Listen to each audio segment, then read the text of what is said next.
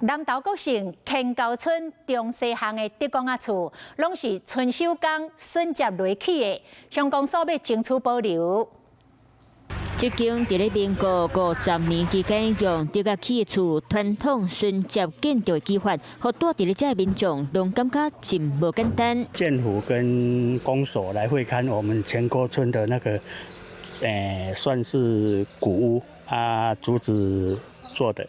这个已经超过60年以上的历史。第二位同款伫咧乾高村136管道边啊，真有古早味的德公仔厝，经过9年大地震、风台、大风雨，虽然留有所在毁损，不过大部分的结构嘛是还阁真完整。那我们今天初步来会勘，那也想了解一下这个建筑物的可不可以保留，可不可以修缮的可行性哈。那我们现在就是请我们文化局这边跟团队一起来给我们评估看看。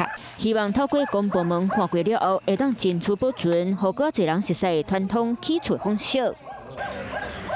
Hello， 我是张新文。想要抢先掌握最及时的新闻资讯吗？赶快订阅、按赞、开启小铃铛，锁定华视新闻 YouTube 频道。